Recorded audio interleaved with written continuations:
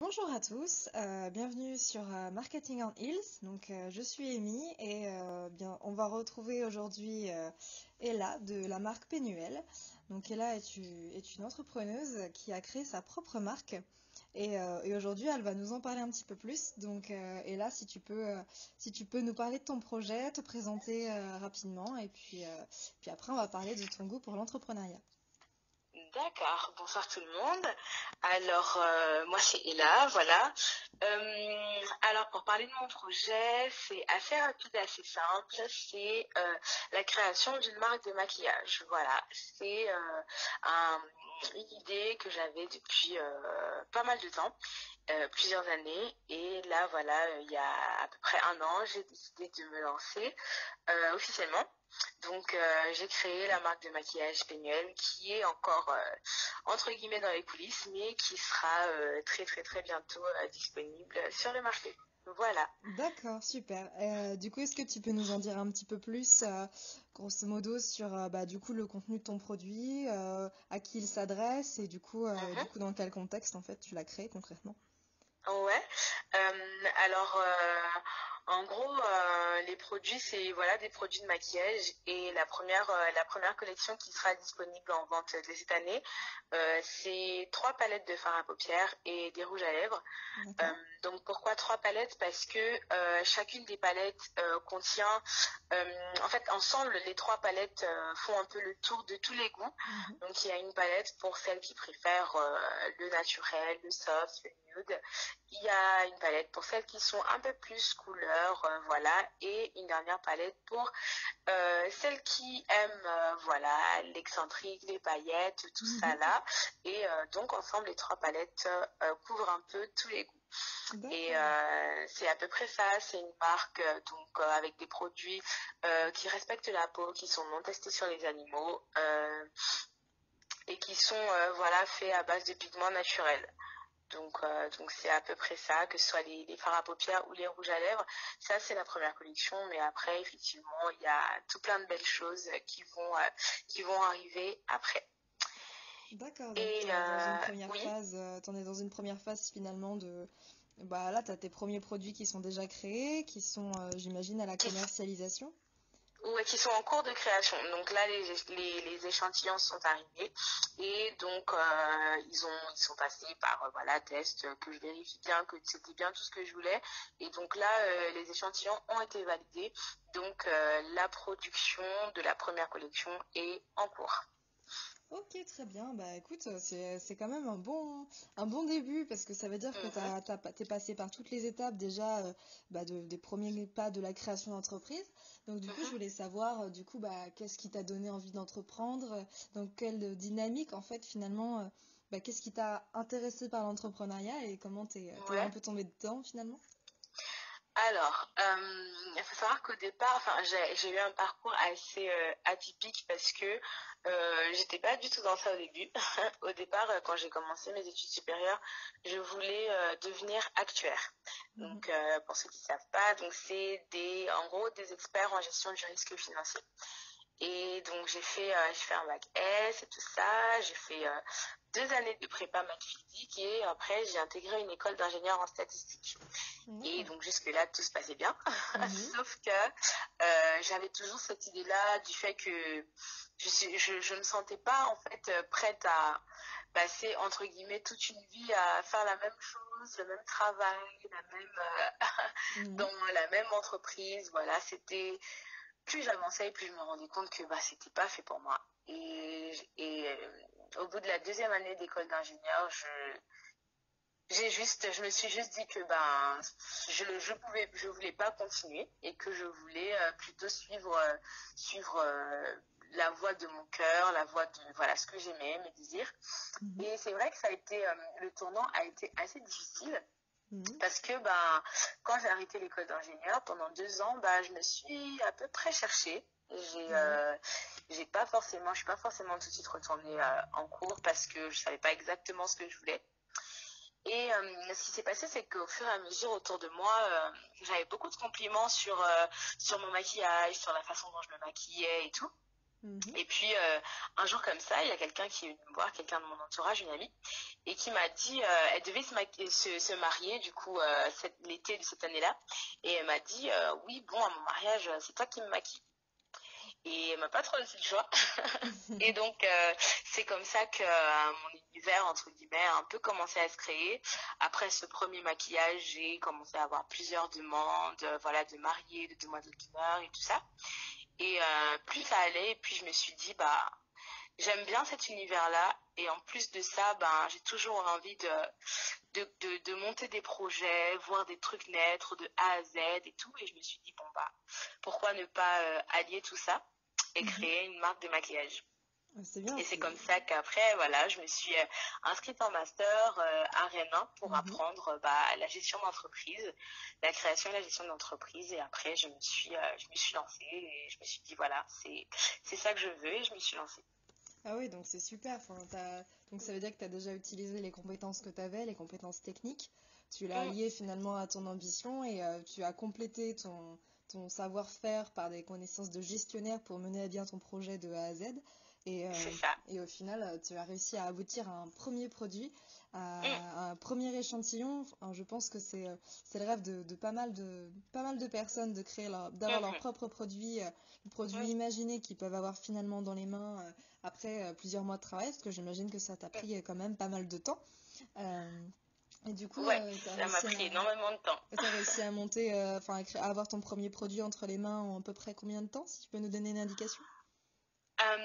Alors c'était assez particulier parce que j'avais plein d'idées depuis pas mal de temps. Faut savoir que ça faisait depuis 2013 que j'avais cette idée en tête. Donc pendant des années, je réfléchissais et puis quand je me suis officiellement lancée, Mhm. je dirais que j'ai réussi à avoir mon produit entre les mains au bout de 9 mois. Après, il faut Ouais. savoir que j'étais en master en même temps et je travaillais aussi à côté en même temps. J'étais au KFC, donc gérer le tout en même temps, c'était assez compliqué. Mais j'ai quand même réussi à avoir mon produit presque fini au bout Mhm. de 9 bons mois quand même. Ouais, tu vois, je trouve que c'est quand même un super exemple parce que ça montre qu'en final, on peut, en s'organisant bien et Mm, voilà, en optimisant aussi, en optimisant son emploi du temps, bah, mm, réussir à mm, créer un projet qui nous tient à cœur, tout mm, en essayant de trouver des financements par des petits boulots ou des choses comme ça, et en même temps en étant en études. Donc, certains trouvent qu'en fait, c'est complètement insurmontable et que mm, c'est une chose à la fois. Alors, c'est sûr que c'est mieux de pas se disperser, mais je pense que quand on est entrepreneur, on a toujours plein d'idées, on a envie de faire plein de choses. Et des fois, on c'est a ça. des besoins, notamment financiers, et on essaye voilà, de jouer un petit peu avec une organisation spécifique. Mm, Et c'est vrai que ça montre aussi que bah, tu as une certaine motivation, parce que enfin, pour avoir un produit aussi poussé techniquement, on va dire, parce que on oublie souvent, mais une palette de maquillage, c'est pas juste 3 grammes de poudre et puis c'est bon. Tu as quand même c'est ça. élaboré tout un design, tu as quand même élaboré... D'ailleurs, parlons un petit peu de ton design.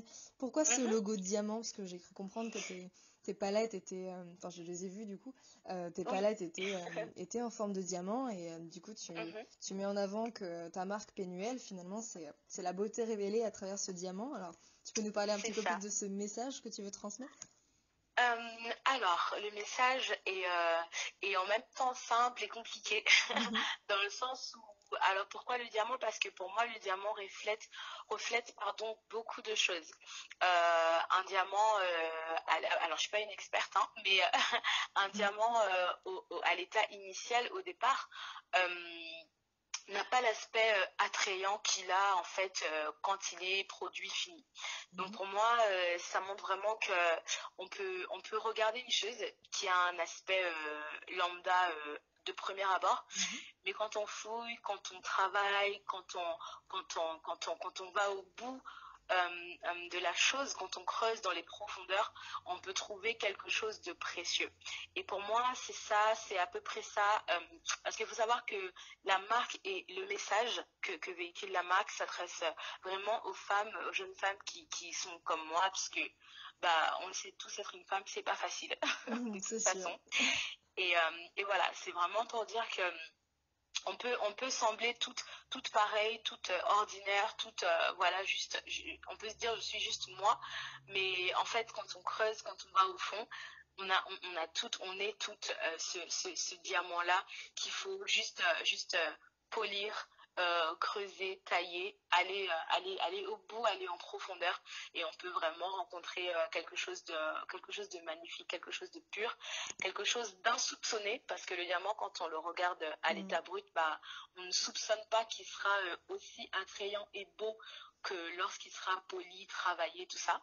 Et Mm. donc c'est un peu ça le message. Mais écoute, je trouve que c'est un super beau message. Enfin, pour le coup, ça donne tout le sens aussi que tu donnes à voilà, à ton slogan et puis aussi au design que tu as choisi de mettre en avant. Il y a vraiment une Mhm. histoire derrière et quand on sent aussi que c'est attaché à ta personnalité, c'est ça aussi qui met en avant ton projet et je pense que voilà, on sent clairement ta motivation derrière. Donc aujourd'hui, donc tu as tes premiers produits en main, tes Mhm. premiers échantillons. Quels sont du coup tes objectifs à court terme, mais aussi à moyen et long terme? Quelle est ta vision finalement par la Mhm. suite? Et du coup, bah, voilà, dans l'année, comment tu comptes faire évoluer ton projet? Alors, mes objectifs à court terme, ils sont très simples.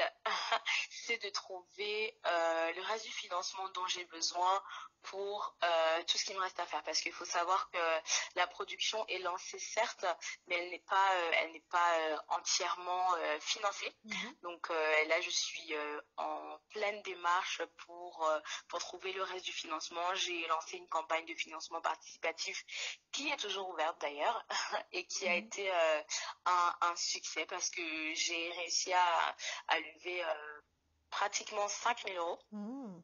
et donc ça m'a beaucoup aidé et là voilà je suis en démarche pour trouver le reste du financement dont j'ai besoin, donc ça c'est vraiment mon objectif à court terme, de pouvoir financer la totalité de ma première production. Mhm.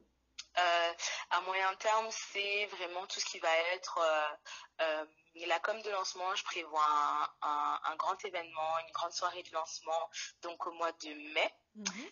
Donc il y aura plus d'informations à venir sur les réseaux sociaux et tout ça. Donc je prévois ça et puis ce sera tout de suite de développer les autres gammes qui vont venir parce que faut savoir que pour rester compétitif sur le marché du maquillage, il faut vraiment être innovant, faut Mhm. toujours voilà, être à l'affût de ce dont les gens ont besoin et toujours trouver un moyen de répondre à la demande qui fluctue et qui change tellement vite.